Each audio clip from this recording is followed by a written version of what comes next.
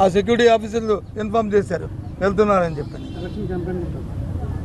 ఇదేమి election campaigning కాదు కదా, ఇదేమి ఎవరికో ప్రజలకు ఓటేయమని చెప్పింది వెళ్తుంది కాదు కదా. మేము ఓ పార్టీకి ఓటేయమని చెప్పింది కాదు కదా. మేము వెళ్తుంది ప్రజలు ఆ రైతులు పడుతున్న ఇబ్బందుల్ని, రైతులు పడుతున్న కష్టాన్ని, సుమారు 20,000 రూపాయలున్న ధర మరి 11,000 12,000 రూపాయలు అయిపోతే రైతు మరి కుంగిపోతుంటే వాళ్ళ ఆవేదనని అర్థం చేసుకోవడానికి వెళ్ళిన పరిస్థితి అది.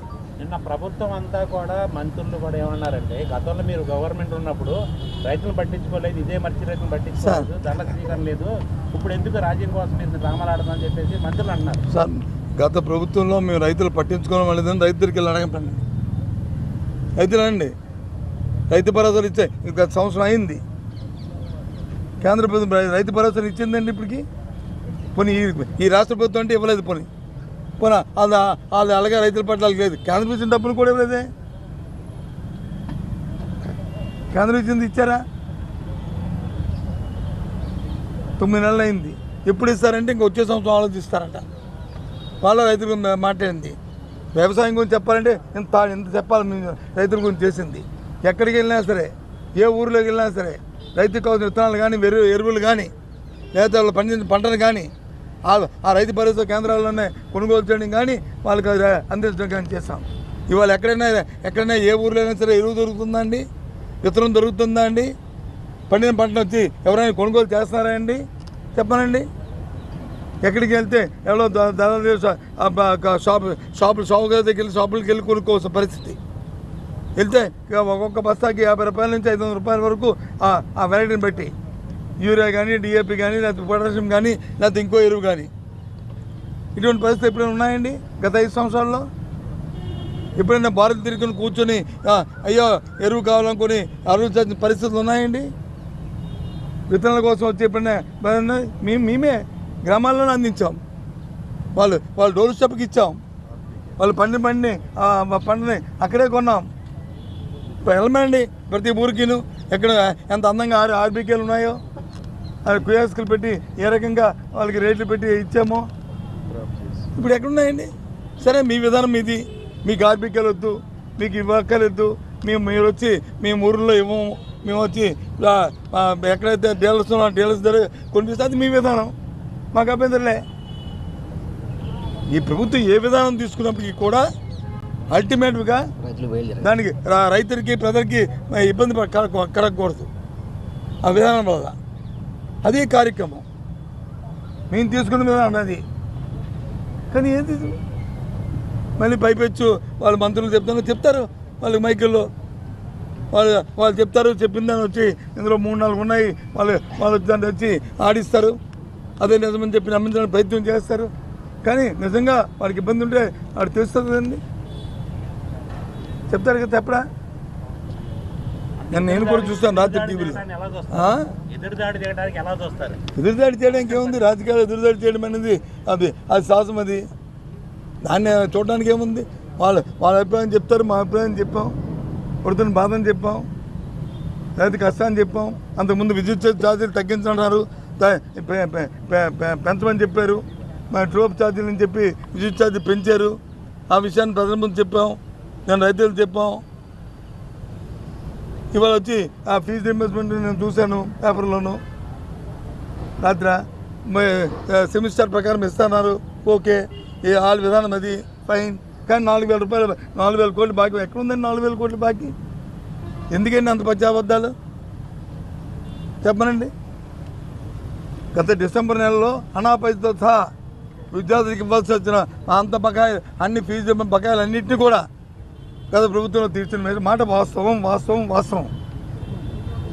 ఆ తర్వాత మళ్ళీ ఫిబ్రవరి నెలలో మళ్ళీ 2వ త్రైమాసికం ఇద్దాం అనుకున్నప్పటికీ ఎన్నికల నేపథ్యం వచ్చింది, నోటిఫికేషన్ వచ్చింది, ఇంక ఇవ్వలేకపోయాము. అది పెండింగ్ ఉంది. దాని తర్వాత ఎన్నికలు వచ్చాయి, అది పెండింగ్ ఉంది. ఆ తర్వాత ఈ ప్రభుత్వం వచ్చిన దగ్గర నుంచి ఇవ్వడం మానేసింది. అంటే తగ్గితే సంవత్సరం పాటు ఫీజు రీయింబర్స్మెంట్ ఇవ్వలేదు. అందుకని బకాయిలు పెరిగాయి. మొన్నటి రోజున ఇచ్చింది ఎప్పుడు ఏది ఇచ్చారు? ఈ ప్రభుత్వం వచ్చిన తర్వాత మే తర్వాత వచ్చిన ఏదైతే క్వార్టర్ ఉందో ఆ క్వార్టర్ ఉంది రిలీజ్ చేశారు. అంటే ఇంకా 3 క్వార్టర్లు మిగిలి ఉన్నాయి కదా. దానికి వచ్చి 4,000 అబద్ధాలు ఎందుకండి? ఈ వాస్తవాలు ఇవి. కాబట్టి నిజాలు మాట్లాడుకొని ప్రజలకు ఏం కావాలో ఆలోచన చేసుకుని చేయడం మంచిది. ఏమైనప్పటికీ ఇవాళ అంశం ఏంటంటే మా నాయకుడి తాలూకా పద్ధతికి మీద మాకు ఆందోళన ఉంది. ఆ ఆందోళన గవర్నర్ గారి దృష్టికి తీసుకొచ్చాం. వాంటెడ్లీ ఈ ప్రభుత్వం అవి ఇతర చేసి నిన్నటి రోజున జరిగిన పరిణామాలు చేసి ఇబ్బంది పెట్టాలనే పరిస్థితిని కల్పిస్తుంది. మాకు ఆయన భద్రత మీద మాకు అంత కాబట్టి దాని మీద కొనడానికి వచ్చాం. అయితే మీరు అడుగుతున్నారు కేంద్రానికి వెళ్తారా, కోర్టులకు వెళ్తారా, ఎక్కడికి వెళ్తారా అని మీరు అడుగుతున్నారు. అది రెండవ చర్య. ఫస్ట్ ఈ ప్రభుత్వం వచ్చి గవర్నర్ గారు వచ్చి దిస్ ఇస్ మై గవర్నమెంట్ అని ఆయన మాట్లాడతారు. కాబట్టి మీ ప్రభుత్వంలో జరుగుతున్న పరిణామాలను ఇవ్వండి, చూడండి గవర్నర్ గారు ఎంతవరకు న్యాయమో. ఇదా అంటే ఆయన ఒక్కసారి ఆశ్చర్యపోయాడు. హౌ కెన్ విత్డ్రా అని. దిస్ ది సిచ్యువేషన్ అని చెప్పాం. యూ ఆస్క్ యువర్ పీపుల్ అండి, యువర్ ఆఫీసర్స్ అని. ఇది అవసరం. కాబట్టి ఈ విషయాన్ని మీ ద్వారా రాష్ట్ర ప్రధానికి కూడా తెలియజేస్తున్నాం. ఈ రాష్ట్రం తాలూకా పరిపాలన ఏ విధంగా ఉందో ఆలోచన చూడమని చెప్తున్నాం. ఏ విధంగా కక్షపూర్తంగా చేస్తున్నారో చెప్తున్నాం. ఇలాంటి చర్యలు మళ్ళీ మంచిది కాదు, పునరావృతం కాకూడదు అనేది కోరుకుంటున్నాం. మా నాయకుడి తాలూకా పద్ధతికి పూర్తి భరోసాని ఇవ్వాల్సిందని గవర్నర్ గారి ద్వారా ప్రభుత్వాన్ని కోరాం. నేరస్తుల్ని జైలుకి వెళ్ళి పరామర్శించే జగన్ అసెంబ్లీకి వెళ్ళకోకుండా నేరస్తులు జైలుకి వెళ్ళి పరామర్శిస్తున్నారు. అలాంటి జగన్ కానీ వైసీపీ ఎమ్మెల్యేలకి ప్రజా సమస్యల గురించి మాట్లాడే నైతిక హక్కు లేదని నిన్న షర్మిలా ట్వీట్ చేశారు. సార్ ఇదిగో ఆవిడ ఏం ఖాళీగా కూర్చుంది. ఆవిడ ఏదో మాట్లాడుతున్న సమాధానం చెప్పడానికి ఉందా? ఆవిడ ప్రతిపక్షం.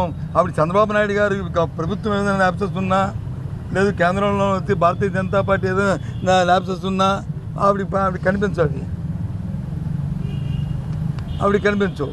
ఆవిడ జగన్మోహన్ రెడ్డి గారి మీద ఆవిడ వ్యక్తిగతంగా ఉన్న దాంతో ఆవిడ మాట్లాడుతున్నారు.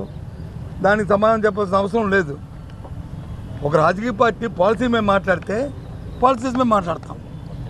వ్యక్తిగతంగా మాట్లాడిన దానికి వ్యక్తిగతంగా ఎలా మాట్లాడతాం? కాబట్టి దానికి సమాధానాలు ఉండవు. పాలసీ మీద మాట్లాడితే పాలసీ.